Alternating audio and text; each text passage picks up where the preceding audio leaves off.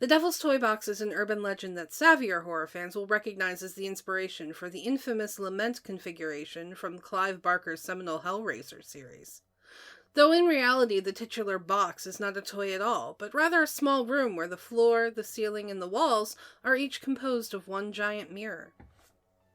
According to legend, if you stood inside this mirror room alone for too long, supposedly the devil will show up and steal your soul. In most versions of this story, he did so by flaying you alive. I mention all of this because about 2 weeks ago, I got an email from an old friend, someone who was well versed in my sordid past, asking if I could help out their younger sister, an 18-year-old girl who we'll call Erin, located in northern Louisiana. The specific parish where Erin lived shall go unnamed for reasons that will soon become obvious. Like pretty much everywhere else, where Erin grew up had its own annual haunted house attraction that went up every October. The attraction was called Farmer Graves' Haunted Orchard, and in past years, it had been every bit as thrilling as the name suggested, which is to say not very. So for the previous Halloween, the owners decided to spice things up by building several new interactive installations, which included a windowless shack called the Devil's Toybox. The shack housed a small room composed of large wall-sized mirrors. That's how Erin heard it described anyway. She had never been inside the toy box herself. Farmer Graves closed less than a week after opening, a result of the numerous people who had been hospitalized after going inside the Devil's Toy Box attraction. Erin didn't get a chance to try out the box for herself before the closure, but she had heard countless stories about it from her classmates at school. Apparently, no one could last longer than 5 minutes inside the room.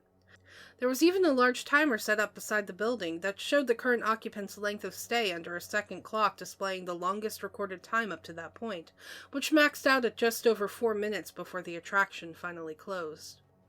The man who managed to last that long, Roger Heltz, age 52, father of 3, had been reduced to a wide-eyed mute. To this day, he still hasn't said a word. One woman suffered a heart attack after just 90 seconds inside the box. A 17-year-old boy had to be dragged out kicking and screaming. The boy was from a nearby parish and hadn't gone to Erin's school, though her friend Celeste claimed her parents were friends with the boy's mom. They went to his funeral when he killed himself 2 weeks later. Whatever the truth of the matter, town officials were quick to act in getting Farmer Graves shut down. Of course, that didn't stop people from talking about the now infamous attraction, which they began to do almost immediately. For the next month or so, it seemed like the toy box was the only thing on anyone's mind.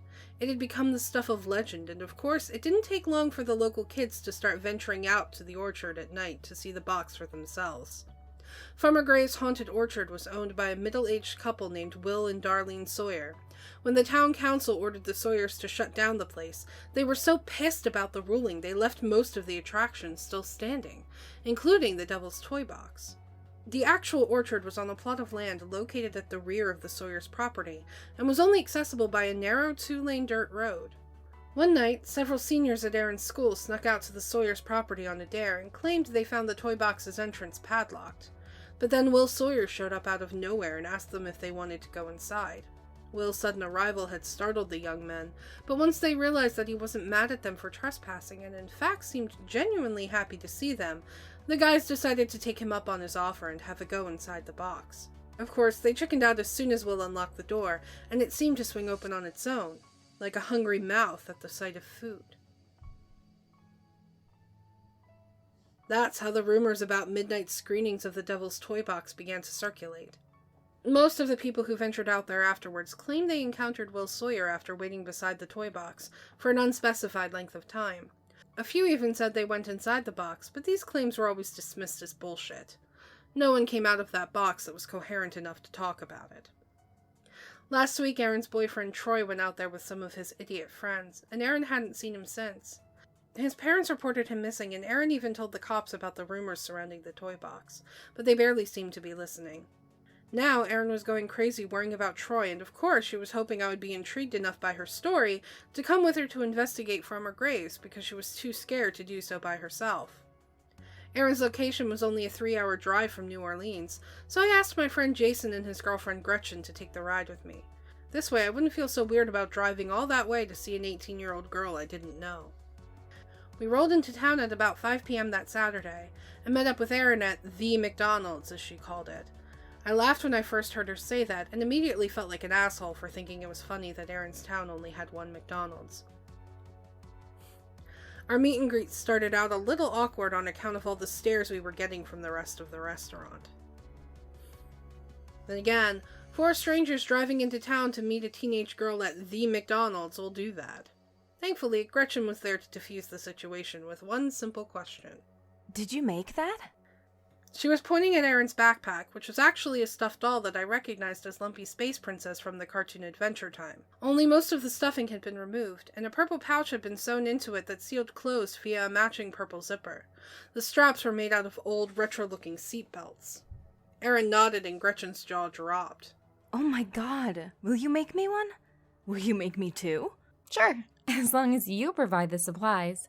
Deal! Gretchen was grinning ear to ear as she turned to face me. You have to help this girl so she can make me tiny, adorable backpacks.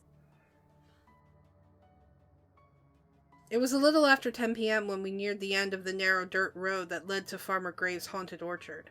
We parked beside a tall wooden archway that designated the orchard's front entrance. I handed out flashlights from the small stash of them in my trunk, and then we started inside. The place looked about how I expected it to. A row of brightly colored plywood shacks lined the vacant field, beside several rows of satsuma trees that had been covered in fake cobwebs and scary decorations. Each shack had a sign displaying the name of a different attraction. There was Horn Toss, which, judging from the illustration on its side, was a ring toss game where you had to throw halos onto a demon's horns. Werewolf Bowling, which was anyone's guess, and my personal favorite, The Exorcist, which was a mounted squirt gun game that had several wood cutouts of Linda Blair's face as its targets. Cartoon water tanks were painted below each of the mounted squirt guns that were labeled Holy Water. The Devil's Toybox was the last shack in the row. It was painted a bright fire engine red, and the door, which made up one entire wall of the small structure, was padlocked shut. Someone had stacked a dozen or so rusted folding chairs against the side of the toy box. Erin grabbed one of the chairs and began to unfold it. Now we wait. How long? It varies, but hopefully not forever. Erin motioned at a thick patch of wilderness to our left, and I turned to see a window glowing out there in the distant darkness. See it? That's the Sawyer house. They must know we're here. And that's a good thing? Gretchen's tone was tense, and she had a look on her face that said she'd just realized how much she didn't want to be doing any of this. Before Erin or I could answer, she turned to Jason. Baby, will you walk me back to the car? Jason gave her an irritated look. What? Why? Because all of this just got too real. You knew what we were coming out here to do. I explained it to you in vivid detail. Jason, please. No, it's bullshit, Gretch. You do this every time.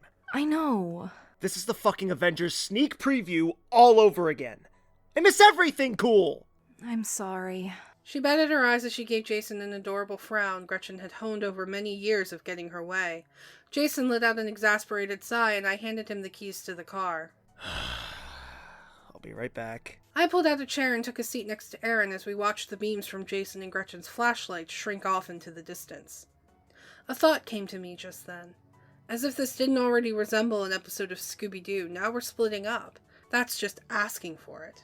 As soon as the words crossed my mind, we heard the crunch of approaching footsteps. Erin and I stood in unison and exchanged a panicked glance before turning to face the forest bordering the orchard. A middle-aged man with long, scraggly hair emerged out of the darkness and into the range of our flashlights.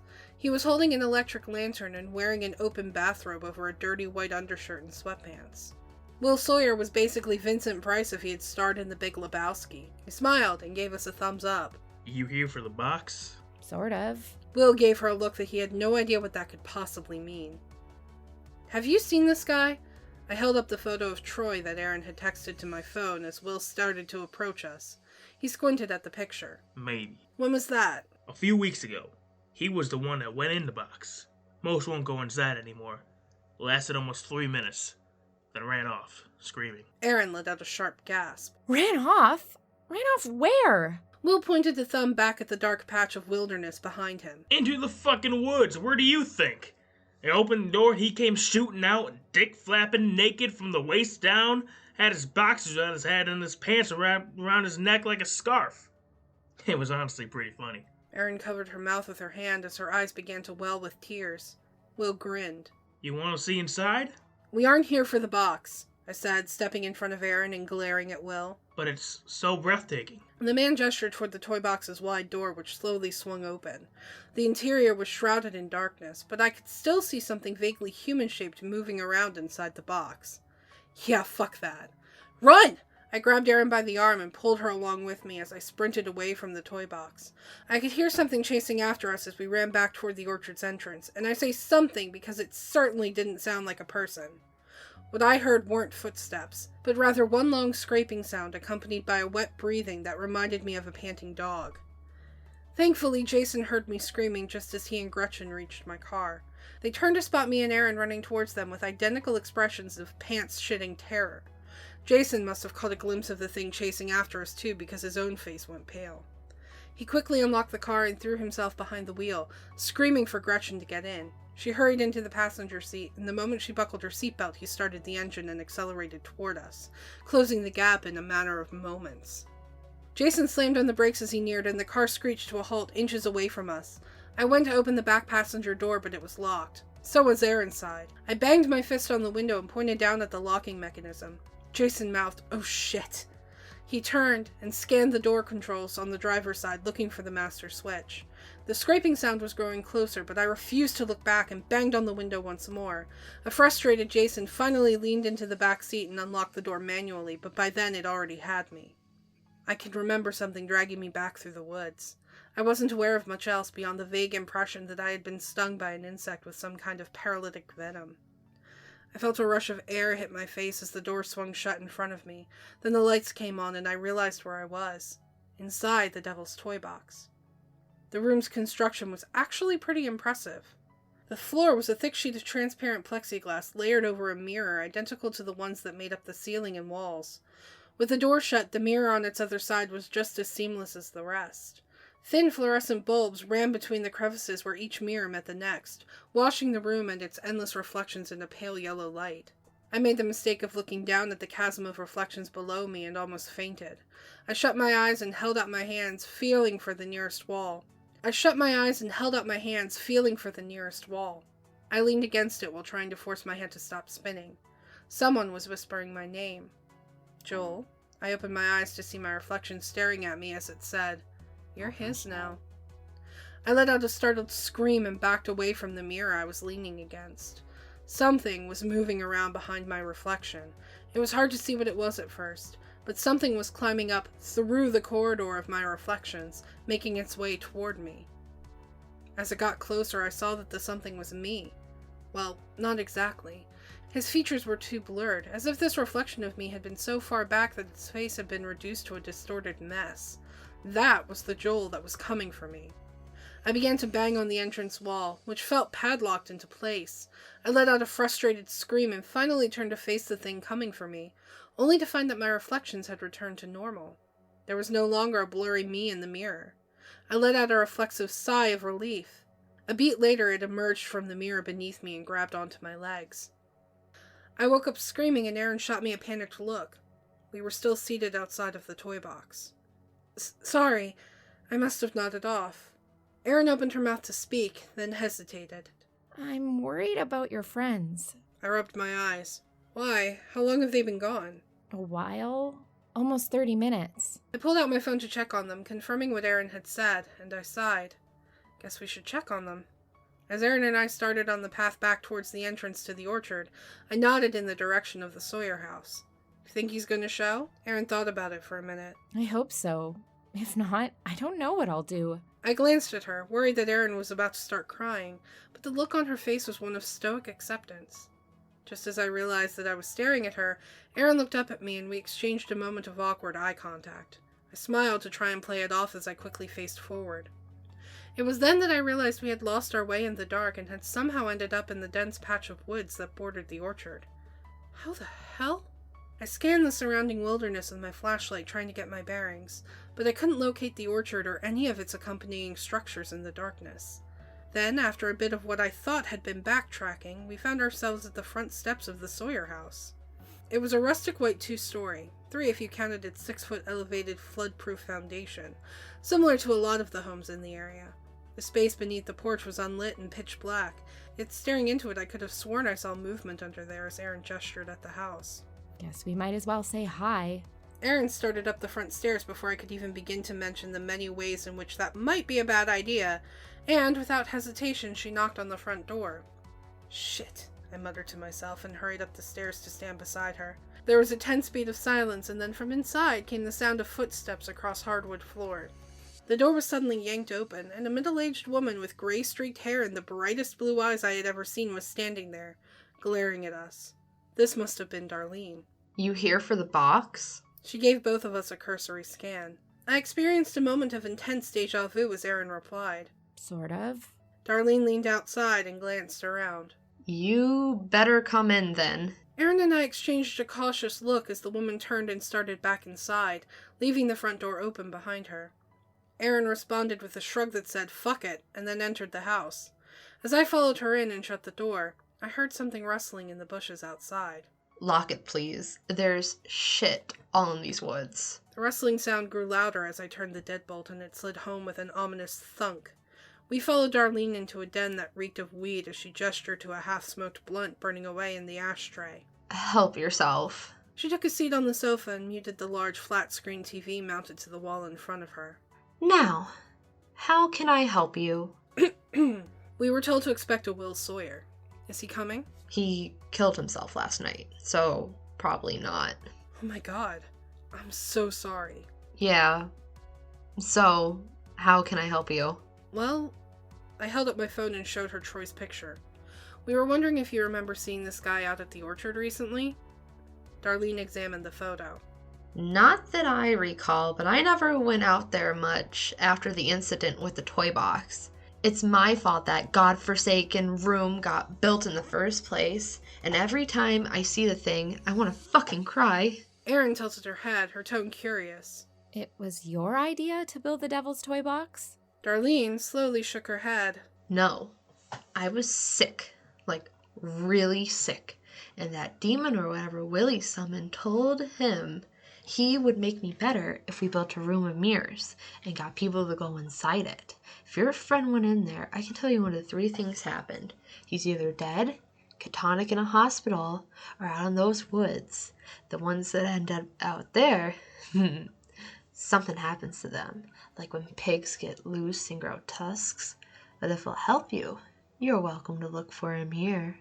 Here, as in your house? Yeah.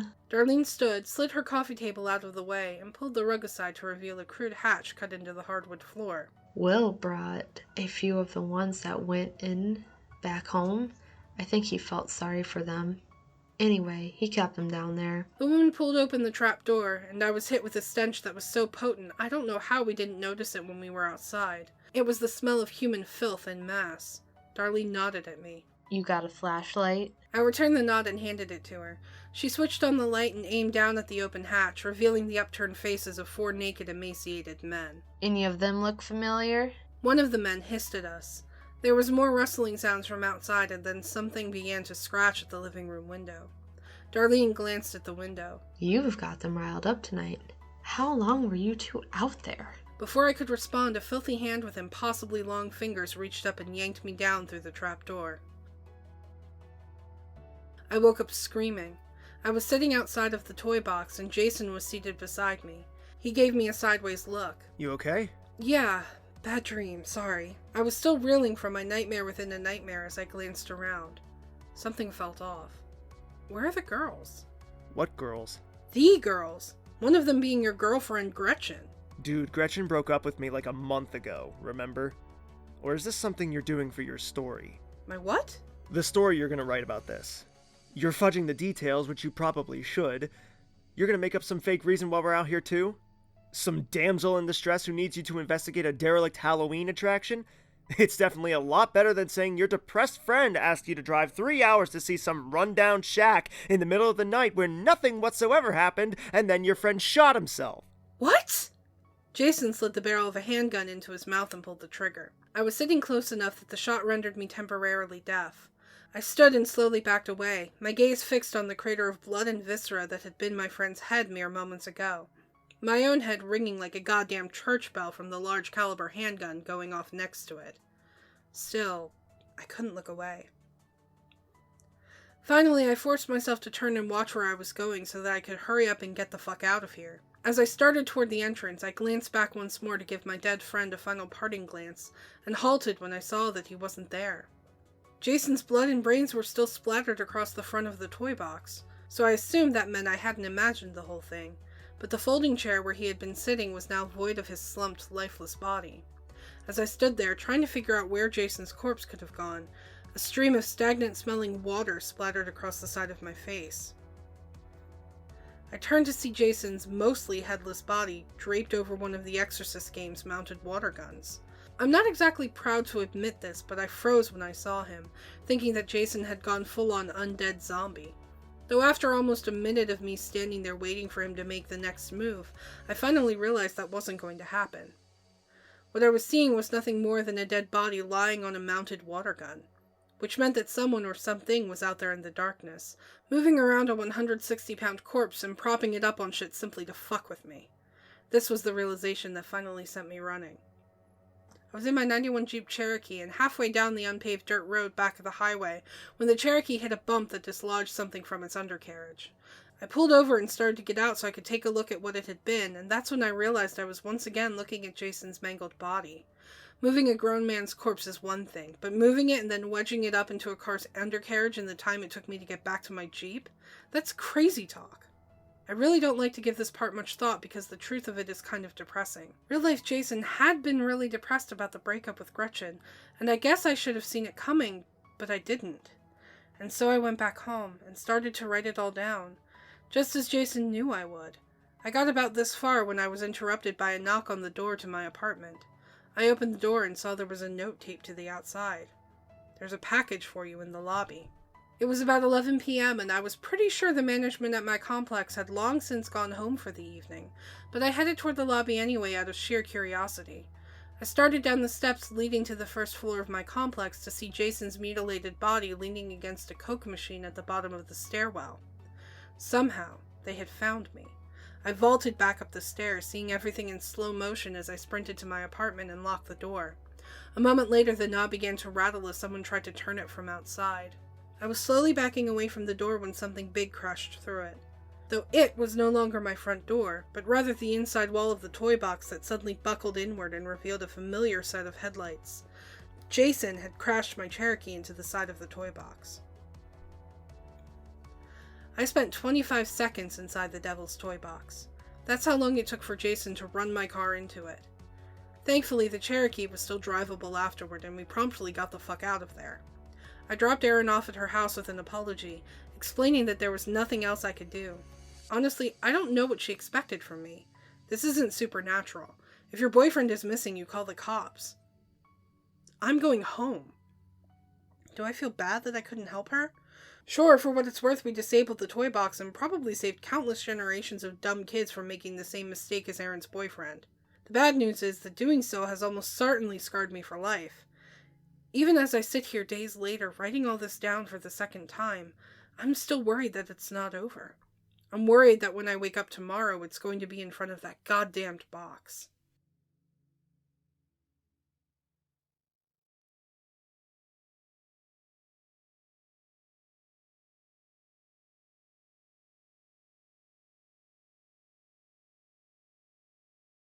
The Devil's Toy Box is an urban legend that savvier horror fans will recognize as the inspiration for the infamous, a result of the numerous people who had been hospitalized. She was pointing at Erin's backpack, which was actually a stuffed doll that I recognized as Lumpy Space Princess from the cartoon Adventure Time. Only must of the stuffing? She was pointing at Erin's backpack, which was actually a stuffed doll that I recognized as Lumpy Space Princess from the... I can't fucking talk. Gretchen's tone was tense as she had a look on her face that said she'd just... I pulled out a chair and took a seat next to Erin as we watched the beams from Jason and Gretchen's flashlights shrink! Shrink! The word is shrink! What I heard weren't footsteps, but rather one long scraping sound accompanied by a wet breathing that reminded me of a panting dog. Speaking of dogs, there was a tense beat of silence, and then from inside came the sound of I almost said hoofbeats, not footsteps. No, I was sick, like really sick, And that demon or whatever Willie summoned told me he would make me better if we built a room of mirrors and got people to go inside it. If your friend went in there, I can tell you one of the three things happened. He's either dead, catatonic. Catatonic? What the fuck does that mean? Hold on. What? Google, help me. What does this word mean and how do you say it?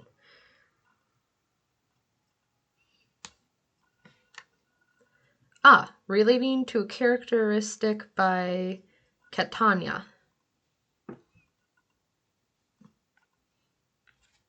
Catatonic.